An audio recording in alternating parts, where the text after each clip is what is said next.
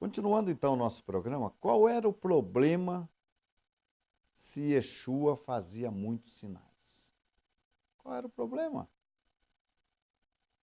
Hoje as pessoas acreditam que eram poucas pessoas que criam nele, apesar de que ele fazia mesmo grandes sinais, fez essa ressurreição de Lázaro, mas eram poucas pessoas que criam nele. Então qual era o problema do sinédrio, do conselho de sacerdotes e fariseus? Qual era o problema? Os sinais que Yeshua fazia. Então nós vamos encontrar aqui, no versículo 48, João 11, 48, que diz o seguinte: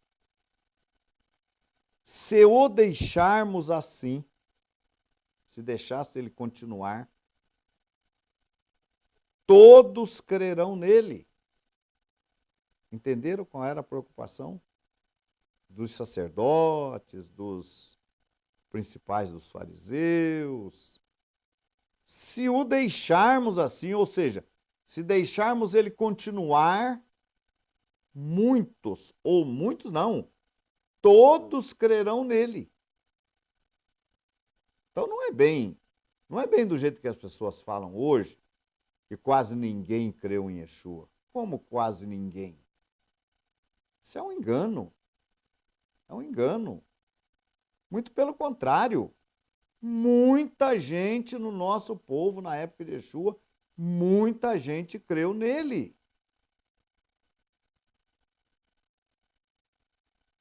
Se o deixarmos assim, todos crerão nele.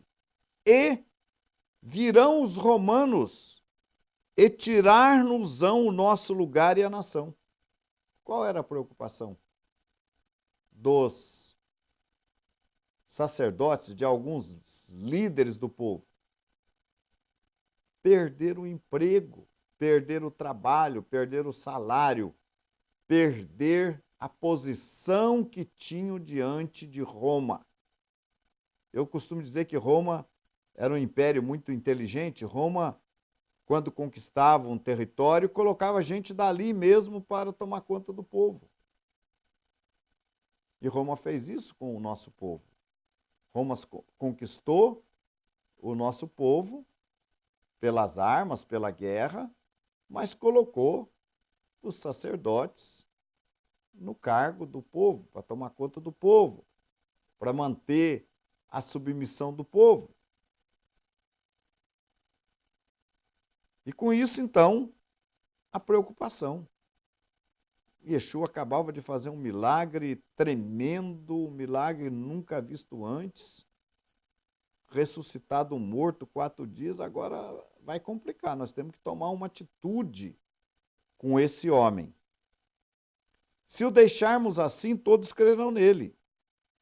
E Caifás, veja bem que coisa interessante.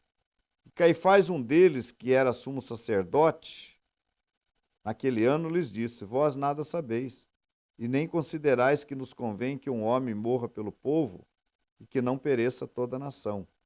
Ora, ele não disse isso de si mesmo, mas sendo sumo sacerdote naquele ano, profetizou que Yeshua deveria morrer pela nação.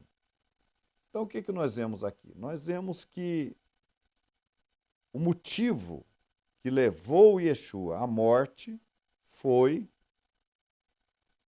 que ele era uma ameaça para estes homens que ganhavam de Roma, que exerciam um cargo mantido por Roma.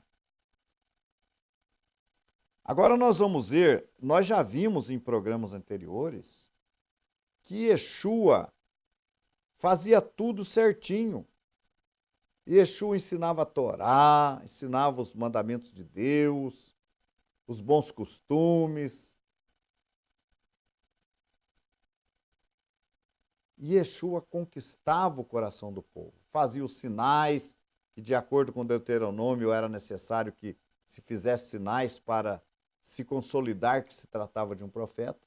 Ele fazia os sinais e também cumpria a segunda parte, que era ensinar de acordo com a Torá. Então não havia nada que desabonasse a figura de Yeshua.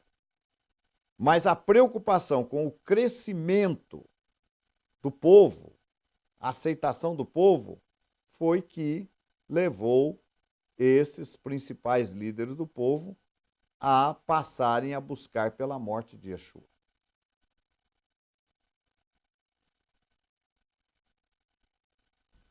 Então diz o texto aqui de Mateus 20:19. O próprio Yeshua, isso aqui é uma coisa muito importante, por quê?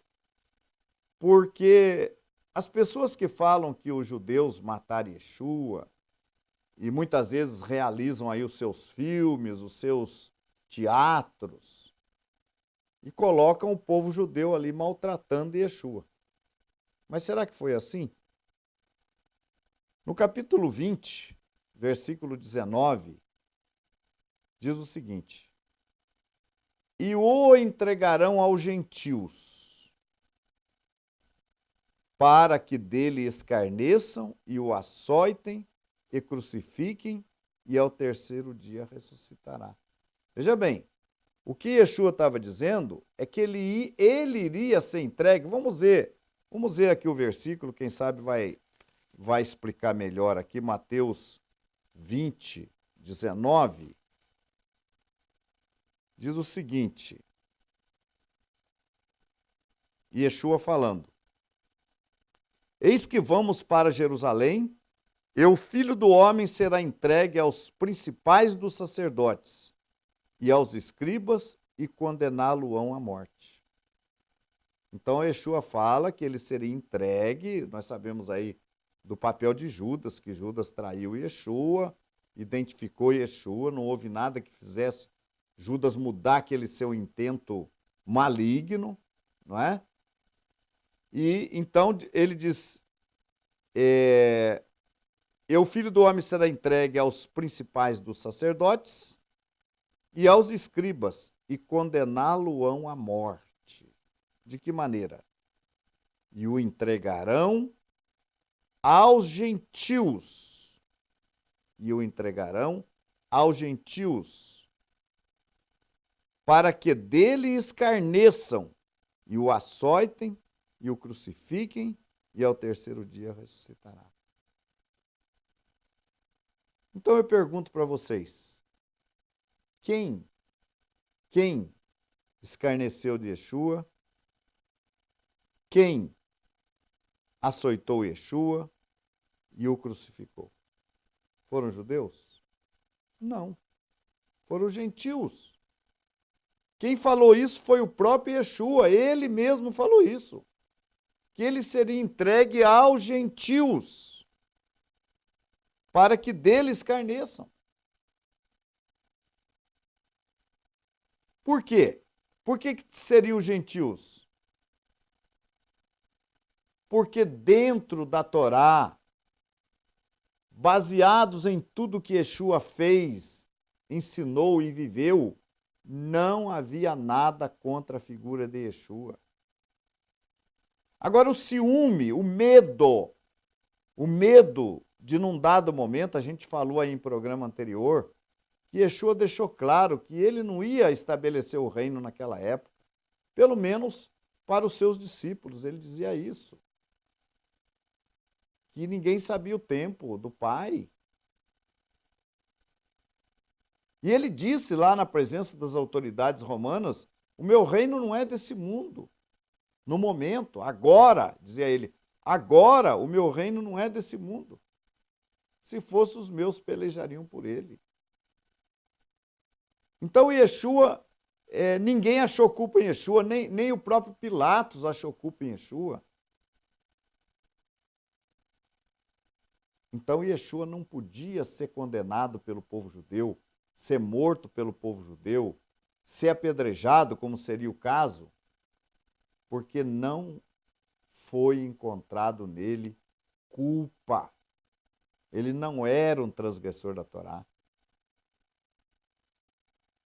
Se Yeshua fosse um transgressor da Torá, como muitos falam que ele vem ensinando outras coisas, liberando o povo de cumprir a lei, de cumprir a Torá, de guardar o Shabat, de celebrar festas, se Yeshua tivesse ensinado isso, seria suficiente para que ele fosse morto.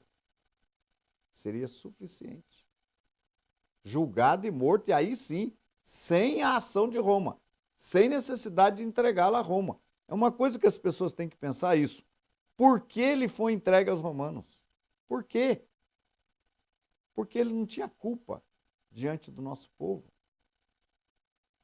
Agora, os romanos, obviamente, poderiam ter avaliado isso. Não, ele não fez nada errado. Mas os romanos fizeram executar os seus intentos malignos de matar Yeshua. Talvez para agradar aqueles líderes preocupados com o crescimento de Yeshua.